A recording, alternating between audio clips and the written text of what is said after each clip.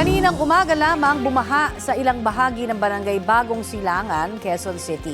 Detalye po tayo sa ulat on the spot ni Sandra Aguinaldo. Sandra? Yes, Connie, narito tayo sa barangay Bagong Silangan sa Quezon City at makikita nyo po yung sitwasyon dito.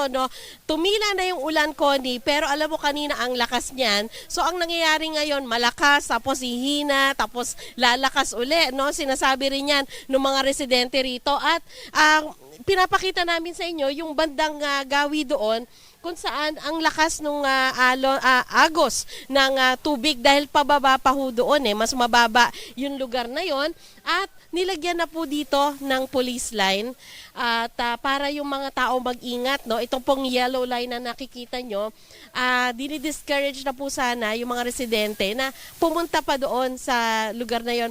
Pero may mga kababayan pa rin po tayo, Connie, na nananatili po sa kanilang mga tahanan. Kanina nga dumadaan dito, dala na yung kanilang pananghalian, siguro bumili sila doon sa itaas, tapos ngayon nananatili po sila sa kanilang mga bahay. At dito naman po sa aking gawing kanan, kaya may police line dito. Dahil dito sa poste na ito na pinangangambahan, dahil kanina raw po, sabi ng mga residente na kausap natin, meron daw na kuryente na aso at namatay. Pero yan, binabantayan nila to. Ngayon, nakita rin natin na may dumalaw naman na para electrician mula sa barangay at chinek na po itong lugar na to. Ganun pa man, pinag-iingat po yung mga tao na wag silang makalapit dyan sa lugar na yan. At bukod po dyan, ang sinasabi po ng mga residente kanina, umikot na rin dito ang kapitan at kanina nasaksihan natin ang pagdating po dito ng QCPD, Quezon City Police District, at nananawagan po sila sa mga tao dito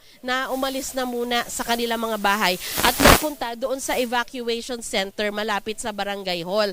Dahil ang pangamba po nila ay baka daw magpatuloy yung pagtaas ng tubig dahil hindi pa rin naman ganap na nagliliwanag ang kalangitan. Connie, pakita ko lang, Connie, dito sa aking kinatatayuan. Kanina, below the knee ito, Cons, pero ngayon, nasa tuhod ko na.